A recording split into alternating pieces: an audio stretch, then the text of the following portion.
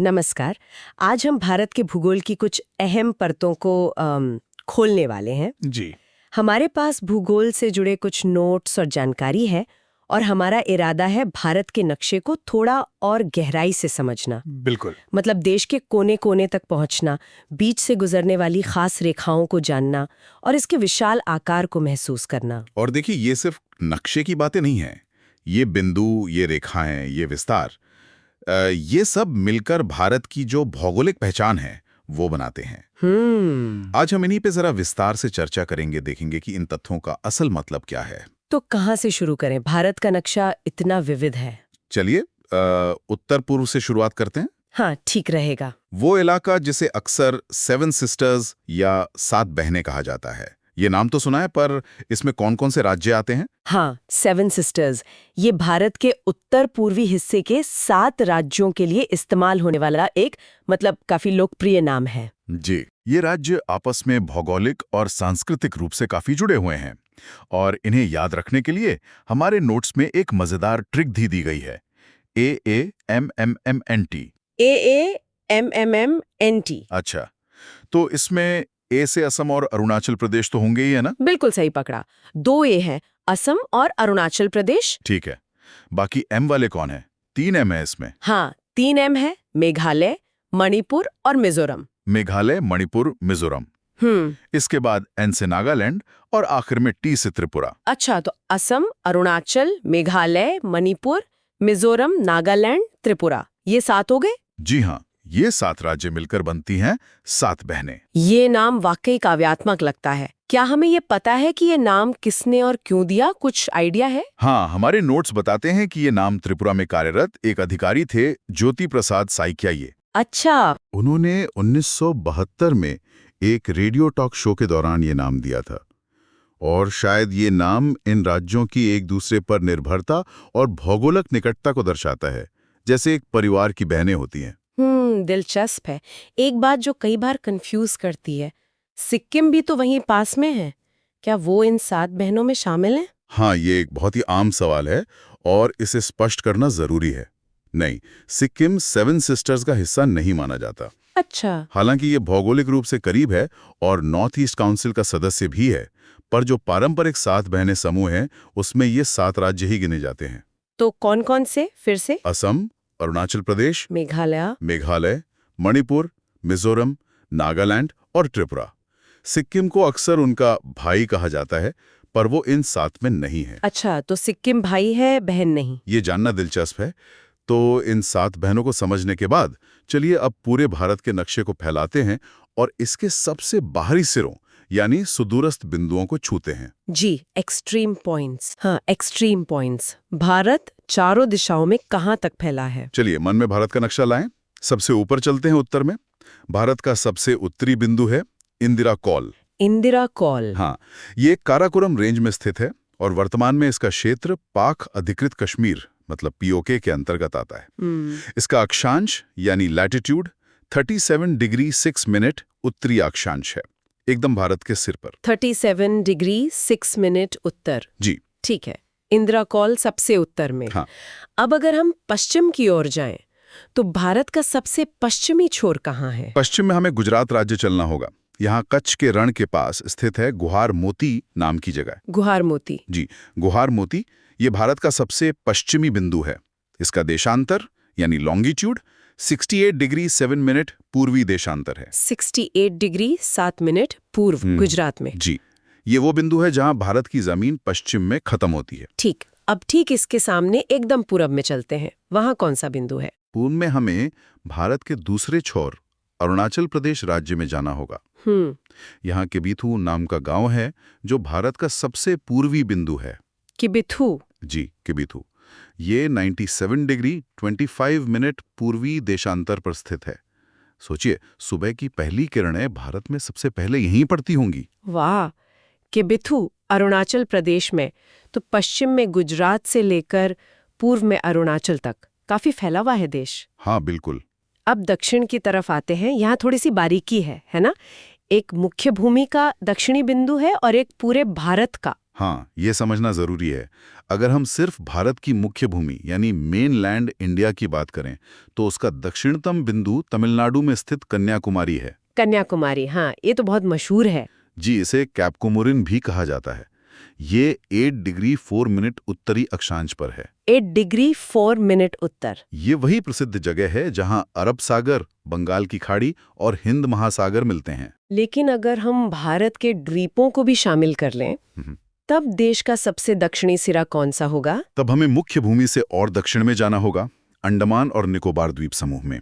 वहां ग्रेट निकोबार द्वीप पर स्थित है इंदिरा पॉइंट। इंदिरा पॉइंट। जी, ये भारत का समग्र रूप से मतलब ओवरऑल सबसे दक्षिणी बिंदु है। इंदिरा पॉइंट। अच्छा, इसके अक्षांश को लेकर हमारे नोट्स में कुछ अजीब लिखा है। 8-5 मिनट उत्तरी अक्षांश। ये तो हाँ, ये एक ध्यान देने वाली बात है। देखिए, हमारे स्रोत में इसका अक्षांश 85 मिनट 85 मिनट्स उत्तरी लिखा है, जो भौगोलिक रूप से सही नहीं लगता। हाँ, क्योंकि कन्याकुमारी 8 डिग्री 4 मिनट पर है, तो ये तो उससे भी दक्षिण में होना चाहिए। बिल्कुल। आमतौर पर इंदिरा पॉइंट का अक्षांश लगभग 6 डिग्री 45 मिनट्स 6 डिग्री 45 मिनट्स उत्तरी माना जाता है। हो सकता है स्रोत में कोई टाइपिंग एरर हो सकता है। पर नियम के अनुसार हम वही बता रहे हैं जो स्रोत में दिया गया है, 8-5 मिनट उत्तरी अक्षांश। ठीक है, ये स्पष्टीकरण जरूरी था।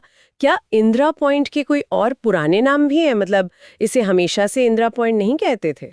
नहीं, नोट्स के मुताबिक इसे पहले पार्सन पॉइंट, पिग्मेलियन पॉइंट और लाहिचिंग जैसे नामों से भी जाना जाता था। पार्सन, पिग्मेलियन, लाहिचिंग। अच्छा, इंदिरा पॉइंट नाम बाद में दिया गया। तो एक बार दोहरा लेते हैं।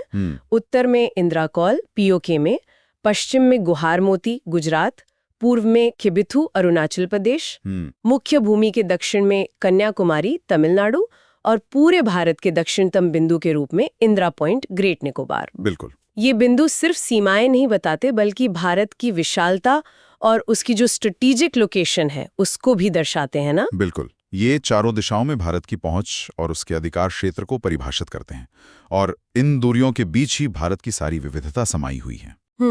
कोनों की बात हो गई। अब आते हैं भारत के लगभग बीचों बीच से गुजरने वाली एक महत्वपूर्ण रेखा पर, कर्क रेखा, ट्रॉपिक ऑफ कैंसर। जी, कर्क रेखा। ये क्या है और भारत के लिए इसका क्या महत्व है? कर्क रेखा, देखिए, पृथ्वी के नक्शे पर खींची गई एक काल्पनिक अक्षांश रेखा है। ये भूमध्य रेखा यानी इक्वेटर से 23.5 डिग्री उत्तर में स्थित है। 23.5 डिग्री नॉर्थ। जी, और भारत के लिहाज से ये इसलिए खास है क्योंकि ये देश के लगभग मध्य से होकर गुजरती है, भारत को मोटे तौर पर 2 हिस्सों में बांटते हुए। बीचों बीच से। इसका मतलब तो ये हुआ कि इसका भारत की जलवायु पर बहुत असर पड़ता होगा, मौसम पर। निश्चित रूप से।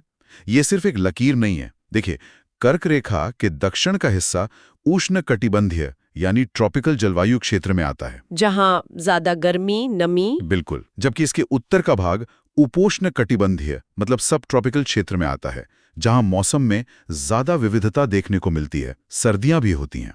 अच्छा। और इस विभाजन का सीधा असर वहां की प्राकृतिक वनस्पति, फसलों के प्रकार और यहां तक कि लोगों की जीवन शैली पर भी पड़ता है। ये तो बहुत महत्वपूर्ण बात है। तो ये रेखा किन किन राज्यों से होकर गुजरती है?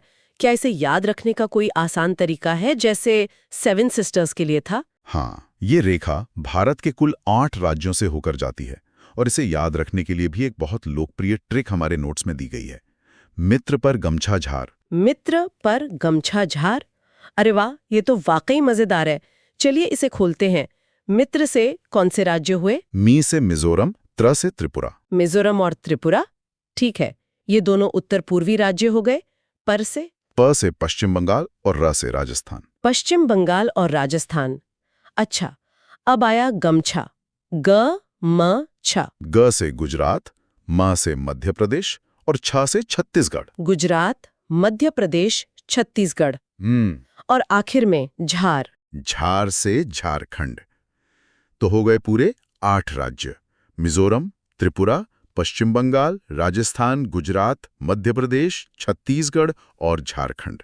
शानदार ट्रिक है, मित्र पर गमछा झार। अच्छा, अगर हम भारत के नक्शे पर पश्चिम से पूर्व की ओर चलें तो इन राज्यों का क्रम क्या होगा? हाँ, पश्चिम से पूर्व की ओर देखें तो सबसे पहले गुजरात, फिर राजस्थान का बहुत छोटा सा दक्षिणी हिस्सा आता है। अच्छा, बहुत कम? हाँ, बहुत कम। उसके बाद मध्य प्रदेश का एक बड़ा हिस्सा, फिर छत्तीसगढ़, झारखंड, पश्चिम बंगाल, त्रिपुरा और आखिर में मिजोरम। क्या ये रेखा सभी राज्यों में बराबर दूरी तय करती है, मतलब लंबाई में? नहीं, ऐसा नहीं है। नोट्स के अनुसार कर्क रेखा की सबसे ज्यादा लंबाई मध्य प्रदेश में है। मध्य प्रदेश में सबसे ज्यादा? जी, क्योंकि राज्य का पूर्व पश्चिम विस्तार काफी ज्यादा है उस अक्षांश पर। और सबसे कम लंबाई राजस्थान में है, जहां ये सिर्फ दक्षिणी सिरे को छूकर निकल जाती है। अच्छा, तो एमपी सबसे चौड़ा है इस लाइन पर और राजस्थान सबसे कम। बिल्कुल। सोचिए मध्य प्रदेश कितना चौड़ा है कि ये रेखा सबसे ज्यादा वहीं से गुजरती है। ये जानना भी अहम है। क्या कोई बड़े शहर या राजधानियां भी हैं जो इस रेखा के बहुत पास या ठीक इसके ऊपर स्थित हैं? हाँ, कई महत्वपूर्ण शहर इसके काफी नजदीक हैं। नोट्स में गुजरात की राजधानी गांधीनगर, मध्य प्रदेश का उज्जैन और भोपाल। उज्जैन, भोपाल। जी, झारखंड की राजधानी रांची और त्रिपुरा की राजधानी अगरतला का जिक्र है, जो कर्क रेखा के बहुत पास स्थित हैं। और क्या कोई राज्य की राजधानी ठीक कर्क रेखा पर स्थित है, मतलब बिल्कुल लाइन पर? जी हाँ, झारखंड की राजधानी रांची एक ऐसा प्रमुख शहर है जो लगभग कर्क रेखा पर ही बसा हुआ है। रांची? अच्छा, एक और तकनीकी सवाल मन में आ रहा है। भारत की अपनी मानक समय रेखा भी है, Indian standard time line, IST रेखा। हाँ, जो लगभग 82 डिग्री पूर्वी देशांतर पर है। क्या ये कर्क रेखा और IST रेखा कहीं एक दूसरे को काटती हैं? हाँ, ये दोनों महत्वपूर्ण काल्पनिक रेखाएं एक दूसरे को काटती हैं। नोट्स के अनुसार इनका मिलन बिंदु छत्तीसगढ़ राज्य में पड़ता है। छत्तीसगढ़ में? जी, ये जगह सूरजपुर जिले के आसपास मानी जाती है। तो ये तो भारत के नक्शे पर एक बहुत ही महत्वपूर्ण चौराहा, मतलब कोऑर्डिनेट क्रॉसरोड हो गया, जहां लैटिट्यूड और लॉन्गिट्यूड की दो मुख्य रेखाएं मिलती हैं। बिल्कुल। ये बिंदु प्रतीकात्मक रूप से भारत के केंद्र के करीब होने और समय तथा जलवायु क्षेत्रों के निर्धारण में इन रेखाओं के महत्व को दर्शाता है। हमने भारत के सिरों को छुआ, बीच की महत्वपूर्ण रेखा को समझा। अब जरा देश के समग्र विस्तार को संख्याओं में देखते हैं। उत्तर में इंद्राकौल से दक्षिण में कन्याकुमारी मुख्य भूमि तक भारत कितना लंबा है? भारत का उत्तर से दक्षिण विस्तार काफी प्रभावशाली है। ये दूरी लगभग 3214 किलोमीटर है। 3214 किलोमीटर। कश्मीर से कन्याकुमारी, जैसा हम आमतौर पर कहते हैं। जी बिल्कुल, विस्तार भी कम नहीं है। ये लगभग 2933 किलोमीटर है। 2933 किलोमीटर, यानी लंबाई और चौड़ाई दोनों ही लगभग 3000 किलोमीटर के आसपास है। ये आंकड़े वाकई भारत की विशालता का एहसास कराते हैं। हाँ, बहुत विशाल देश है। इतना बड़ा देश? हाँ, और ये सिर्फ किलोमीटर के आंकड़े नहीं है। ये दूरियां अपने अंदर अनगिनत परिदृश्य, मौसम, भाषाएं, संस्कृतियां और जीवन शैलियां समेटे हुए हैं। सही बात है। जब हम कहते हैं कि भारत विविध है, तो इस विशाल भौगोलिक विस्तार का उसमें बहुत बड़ा योगदान है। इतनी बड़ी भूमि पर एक रूपता होना संभव ही नहीं है। तो आज हमने भारत के भूगोल के कुछ बहुत ही बुनियादी और महत्वपूर्ण पहलुओं पर अच्छी चर्चा की। हमने उत्तर पूर्व की 7 पहनों को जाना। जी, असम, अरुणाचल प्रदेश, मेघालय, मणिपुर, मिजोरम, नागालैंड, त्रिपुरा। और ये भी समझा कि सिक्किम इनमें शामिल नहीं है, वो भाई है। जी, हमने भारत के 4 सुदूरस्थ बिंदुओं को नक्शे पर स्थापित किया। उत्तर में इंद्राकौल, पश्चिम में गुहार मोती, पूर्व में किबिथू और दक्षिण में मुख्य भूमि पर कन्याकुमारी व द्वीपों समेत इंदिरा पॉइंट। हाँ, जिसके पुराने नाम पारसेन, पिग्मेलियन, लाहिचिंग भी थे, और जिसके अक्षांश पर स्रोत में दी गई जानकारी पर भी हमने बात की। बिल्कुल।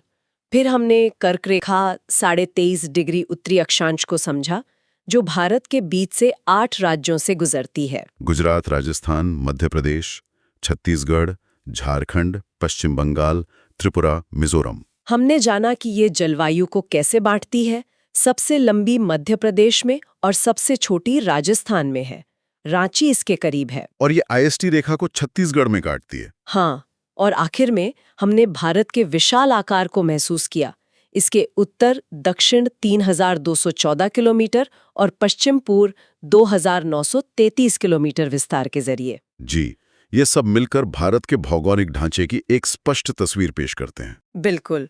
और अब जाते जाते हमारे श्रोताओं के लिए एक सवाल या सोचने का बिंदु छोड़ते हैं। ये सोचना कितना दिलचस्प है कि ये भौगोलिक बिंदु और रेखाएं जो नक्शे पर हमें सिर्फ निशान या लकीरें लगती हैं, असल में उस जगह की जलवायु, वहाँ के लोगों की संस्कृति, उनके रहन सहन, यहाँ तक कि देश की राजनीति और अर्थव्यवस्था को भी किस तरह गहराई से प्रभावित करती होंगी। सही बात है। देश की ये विशालता, ये दूरियां हमारे रोजमर्रा के जीवन और एक राष्ट्र के रूप में हमारी पहचान के लिए क्या मायने रखती हैं? ये वाकई ये गहरा सवाल है। भूगोल सिर्फ पहाड़ों और नदियों के नाम याद करना नहीं है, बल्कि ये समझना है कि हमारी धरती हमें कैसे आकार देती है और हम उसे कैसे प्रभावित करते हैं। इस पर विचार करना जरूरी है।